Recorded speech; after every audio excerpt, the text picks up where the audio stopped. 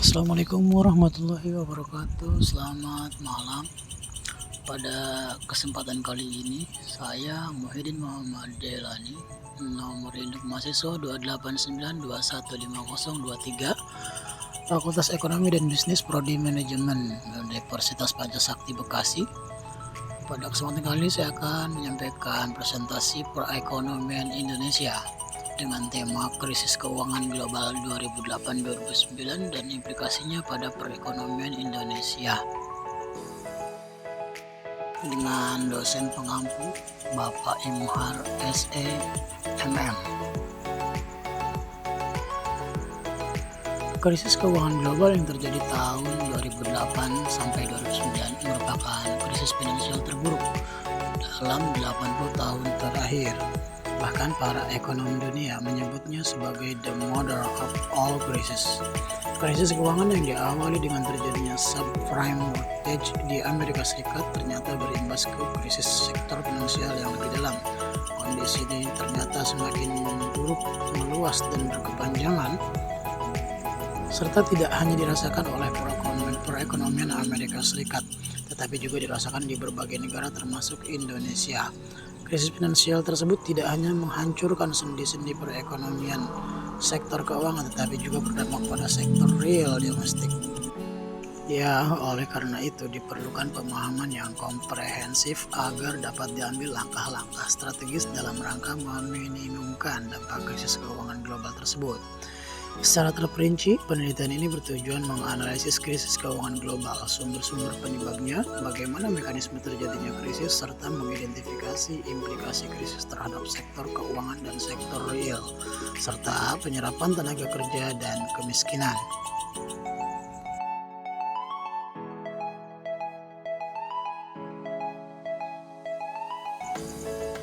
Hasil penelitian menunjukkan bahwa negara memiliki angka kemiskinan yang relatif tinggi dan tingkat pengangguran dari seharusnya. Jika tidak ada krisis, seharusnya tingkat pengentasan kemiskinan dan pengurangan pengangguran berada pada tingkat yang lebih baik. Selain itu ditemukan bahwa dampak krisis global relatif lebih kuat terhadap rumah tangga pedesaan daripada rumah tangga perkotaan. Namun karena pasar kerja di pedesaan lebih fleksibel, dampak krisis terhadap tingkat pengangguran pedesaan juga relatif lebih lemah.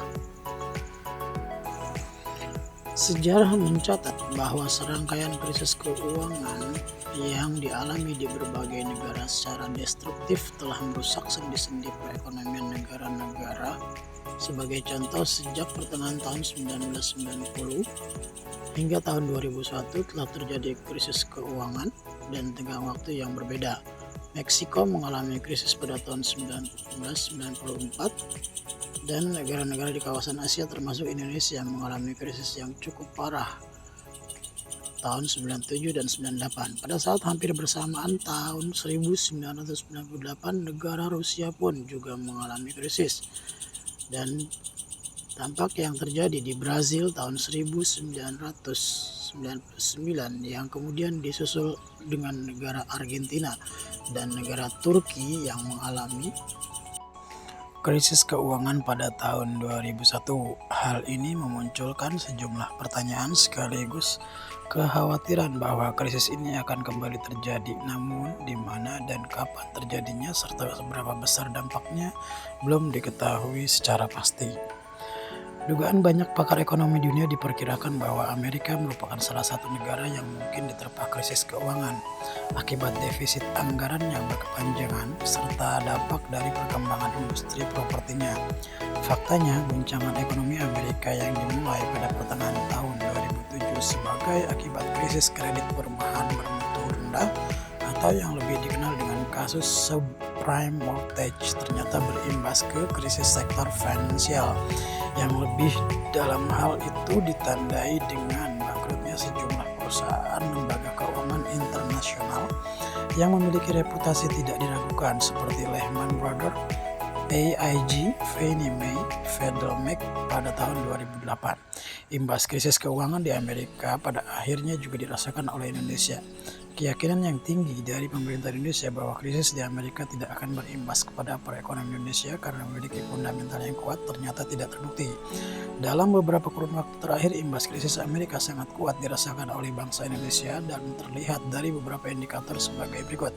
Di antaranya ialah merosotnya indeks harga saham di BEI secara tajam, merosotnya nilai tukar rupiah terhadap dolar US yang sudah menembus ambang batas psikologis hingga sektor perbankan yang mengalami kesulitan likuiditas, dan bahkan pemerintah sulit mencari pinjaman di pasar keuangan.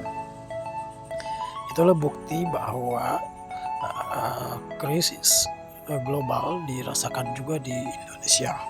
Selain itu, krisis keuangan yang semulanya dialami di Amerika pada prosesnya telah menjalar ke negara-negara lain dan berubah tidak hanya menjadi krisis keuangan yang berskala global, tetapi mendorong terjadinya pelambatan ekonomi secara global. Hal tersebut selain berakibat pada melemahnya sektor keuangan juga berimplikasi pada sektor real domestik yang berhubungan dengan sektor keuangan domestik, serta dengan sektor real dan keuangan internasional melalui aktivitas ekspor dan impor dan pembiayaan sudah dapat merasakan dampak krisis keuangan dan pelambatan ekonomi secara global. Namun, meskipun Indonesia memiliki banyak keberuntungan di atas efek krisis global, pada kemiskinan dan pengangguran tidak dapat sepenuhnya dihindari. Jika tidak ada krisis, tingkat pengentasan kemiskinan dan pengurangan pengangguran akan jauh lebih baik. Akibatnya, Indonesia memiliki angka kemiskinan yang relatif tinggi dan tingkat pengangguran daripada yang seharusnya. Tugas untuk mengurangi pengangguran dan kemiskinan jauh lebih sulit pada waktu yang sulit. Selain itu, ditemukan bahwa dampak krisis global relatif lebih kuat pada rumah tangga pedesaan daripada rumah tangga perkotaan. Salah satu alasannya yaitu tingginya ketergantungan pada ekspor komoditas primer, mayoritas diproduksi di pedesaan. Kemudian karena pasar tenaga kerja pedesaan jauh lebih fleksibel daripada di daerah perkotaan, dampak krisis global pada pengangguran pada tingkat pengangguran pedesaan relatif lebih rendah. Dampak lanjutan dari krisis keuangan dan pelambatan ekonomi bagi masyarakat juga sudah mulai dirasakan dalam beberapa kurun waktu terakhir. Banyaknya pemutusan hubungan kerja atau PHK besar-besaran dalam aktivitas industri menjadi opsi kebijakan perusahaan dalam menghadapi kelesuan perekonomian. Sampai Juni 2009, pemerintah menyatakan bahwa telah terjadi PHK sebanyak 57.000 karyawan sebagai dampak dari terjadinya krisis global tahun 2008-2009. Menurut catatan Republika 24 Juni 2009, meningkatnya angka pengangguran dan kemiskinan menjadi serangkaian masalah sosial yang harus dihadapi masyarakat dan pemerintah sebagai dampak lanjutan dari krisis keuangan dan pelambatan ekonomi. Berikut ini kesimpulan dari presentasi yang telah saya sampaikan. Di tengah resesi global yang dialami oleh banyak negara di dunia, Indonesia memiliki keberuntungan yang tidak disengaja, sehingga dampak resesi global yang dialami tidak sebesar dampak yang dirasakan negara emerging economics yang lain, seperti dijelaskan berikut ini. Pertama, Indonesia tidak terlalu bergantung pada ekspor dikarenakan pangsa ekspor Indonesia tidak mencapai setengah dari GDP Indonesia. Berbeda dengan negara China dan Malaysia yang memiliki porsi ekspor yang lebih besar, lebih dari 50% dari GDP. Kedua, sektor perbankan dan sektor finansial negara kita tidak mengalami dampak seberat negara lain karena tingkat kebergantungannya tidak sedalam negara-negara lain. Ketiga, di samping terkena dampak yang relatif lebih kecil, penurunan bursa juga tidak akan terlalu memberikan pengaruh yang nyata pada gejolak ekonomi dalam negeri karena pelaku pasar sahamnya hanya 0,5% dari penduduk Indonesia. Demikianlah presentasi perekonomian Indonesia yang saya sampaikan, semoga bermanfaat bagi diri saya pribadi maupun bagi para penonton sekalian. Terima kasih atas perhatiannya. Wabillahi taufiq wal hidayah. Assalamualaikum warahmatullahi wabarakatuh.